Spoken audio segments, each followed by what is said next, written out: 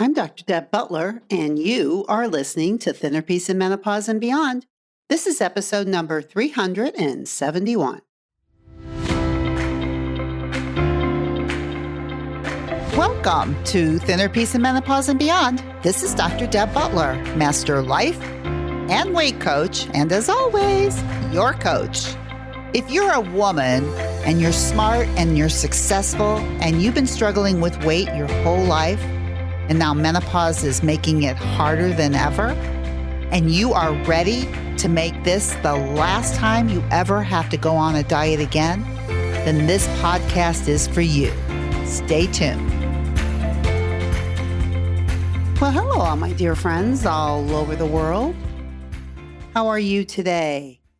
Today is actually Mother's Day when I'm doing this podcast. So it inspires me to want to talk about what Mother's Day means to me and how I can use it as an inspiration for you.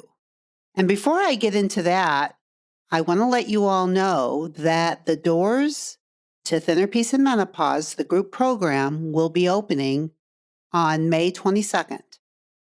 And if you have been wanting to get in a group program with me, the doors are getting ready to open.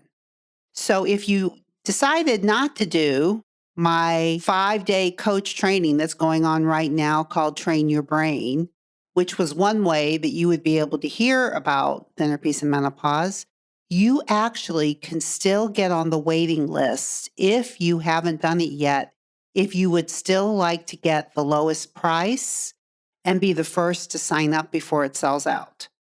So if you're interested in getting in to this group program, all you have to do is go to drdebbutler.com/peace, P-E-A-C, and you can do that in the next couple days, and you will be getting all the information when the doors open before the general public. So drdebbutler.com/peace, P-E-A-C. I always like to use peace whenever I can. The name of the process that I use is Thinner Peace because I don't want you just to try and lose a bunch of weight. I want you to use food to be able to understand yourself better and to really learn how to eat when you're hungry and stop when you're full and be peaceful with it, not at war with it. That's why it's called Thinner Peace. And anytime I can use that word, I use it. So if you want to get on the wait list, drdebbutler.com/peace. Now, what I want to talk to you about today is the whole idea of Mother's Day. So maybe you're a mother, maybe you're not. Probably you had a mother, maybe you knew your mother, maybe you didn't. But this is one thing I know for sure for all of you.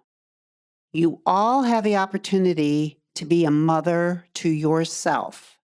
And maybe your mother didn't do everything you wanted her to do, or maybe she didn't do anything, or maybe she wasn't even around, or maybe she was the best mother in the whole world. I hear a lot from a lot of my clients of all the things that they wish she would have done, could have done. And I always use it as an opportunity to say, well, then you can do it now. So it's like whatever you were wishing she would do, whatever it was, do it for yourself now. That's the whole idea of making yourself a priority in your own life. The way you would do that if you had children or you do have children, you prioritize them. Do you know how to prioritize yourself? If you're mothering yourself, then your needs come first, whatever it is. And one of the best questions that I love to ask myself and that I teach my clients is when you're feeling really emotional, that you could ask yourself, sweetheart, what do you need? What do you need? How can I help you? When we're young, that's what we look for an adult to do, to help give us whatever it is that we need. But when we're older, a lot of the times we think we should have it, or we're still hoping our mothers will do it for us. But here's the thing. The only one that can give you what you really need at this point in your life. And I'm talking to most of you who are in your 40s, 50s, 60s, I know 70s, 80s, whatever. But most of you know by now that it's either you do it or nobody does it. And it really is a wonderful opportunity when you're suffering or when you're hurting to be able to ask yourself, what do you need? So, for instance, Mother's Day, I am fortunate enough to have my mother alive and well, and I will be going over there soon. And it warms my heart to know that not only am I a mother, not only do I have sisters that are like mothers to me who are my sisters, and I have my mother. And one of the things when I was growing up, I always believed that my mom thought I was fat. I always did. I always thought I could look at her eyes and I could tell what she was thinking about me. And she was always thinking that I was fat. And I would get so mad at her. She never said a word. I want you to know this. She never said a word, but I knew what she was thinking. And it took me really into my 50s to start mothering myself and taking care of myself to tell me how I looked. I was waiting for my mother. Now, here's the interesting thing, because my mom and I are extremely close and we're great friends. And one of the things that she tends to say to me, and I said this on a podcast before, but I love to repeat it, especially on Mother's Day. Most of the times when I go to see her, the first thing that she says to me, the first thing that comes out of her mouth, now, mind you, every now and then she repeats herself, but she's pretty current and we have lively, inspirational, wonderful conversations. And need I say, she loves to listen to my podcast. She thinks I'm brilliant. That's a nice thing to hear from your mother. I'll tell you that much. But here's the other thing. What she says to me usually right when I walk in the door and she sees me, and the first thing she always tells me, always, is how much she loves me. And do I know that? How fortunate am I? The next thing that she always says is, I am so proud of you. You have stayed so thin. Now, she says that to me every single day that I see her, and she's been doing it for years. And I told this on the podcast, this story, but I want to say it again because every now and then I would go, why does she keep saying that to me? It would trigger almost the little girl in me that, why is she saying that to me all the time? Does she think I'm fat? I mean, does this stuff ever go away? And the answer is not unless you manage it. And here, what I'm showing you and kind of giving you the little girl version of why does she keep saying that to me? Does she think I'm fat? What is she thinking? So finally, I just said to her, Mom, why do you keep telling me that? You know, my weight's been the same for a long time. And she looked at me and almost she had tears in her eyes. And she just looked at me and she said, Debbie, I know how much you suffered over your weight. And I am so happy for you that you don't suffer with that anymore. And every time I see you, I'm so happy for you. And that's why I keep saying it. And I probably always will keep saying it because it was such a problem for you when you were younger. And I know that. And it is a beautiful thing. And I'm kind of talking in my words, but this is how she talks too. I'm just so happy for you. And boy, I'll tell you, any little trigger I had inside of me went away. And it melted my heart because I know what it's like being a mother, like with my son. I know what he went through when he was little. And I see him and I see what he's like when he's older and how much he's overcome. And I know that feeling. And I could feel my mom's feelings for me when she told me that. Because the reason that I do this podcast, the reason that I do all these programs, the reason that I got into coaching was because of my weight and all the things that brought to the table with it. And all of my problems with food, everything that I talked to you about was a big problem for me that isn't anymore. And when my mom reminds me, because that's all it is to me now, it's a reminder how much I used to suffer and how much I want to help you now. And when my mom listens to my podcast, not only does she tell me she's inspired by what I say, but she knows that I'm telling the truth because she knows what I went through.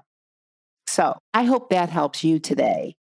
Not what I went through, but whatever it is that you're going through or whatever it is that you wish from a mother that you had, from a mother that you didn't have. As a mother, if you are a mother, if you're wishing you did something that you didn't do, you still have time to do it. But more than anything else, how can you take better care of yourself now? What do you need? What do you need that you didn't get? Because probably a lot of you would say, oh, I wish my mom would have done this. Whatever it was you wish she did. Like, I think my mom probably couldn't tell me enough. I think she did tell me a lot that I was beautiful. I didn't believe a word she said. All I thought was that she thought I was fat. She never said it, but I always believed it because that's what I believed about myself. And I couldn't get out of that headspace for so many years. And she knows that. She knows the suffering. It's almost like she can't say it enough because she knows how much I suffered. And the same thing for you, wherever you are. If you're suffering like I was, then I hope this podcast is helping you immensely to learn what food actually is for. It's to fuel you. And that all the emotions around your weight and all the emotions that you use with food to fill yourself up are all the things that I teach in my programs and on my podcast. And I'm going to make it short and sweet today, but no matter where you are or what you do, and I'm not going to say about the compassion yet, I really want to talk about just mother yourself.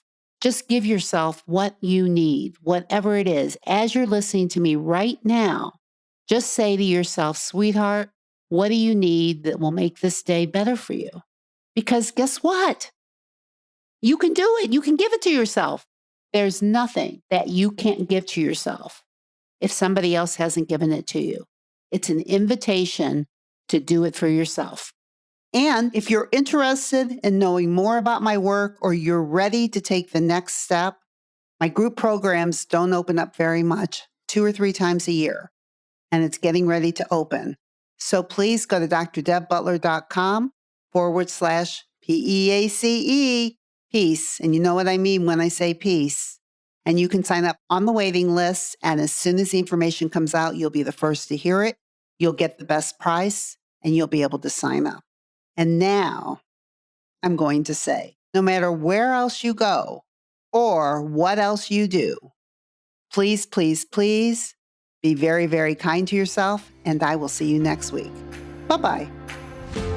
If you're loving my podcast and you would like some more information to be able to follow along with, then please go to drdebbutler.com/change and you can get a free copy of my companion book that goes with this podcast that I refer to in many different episodes.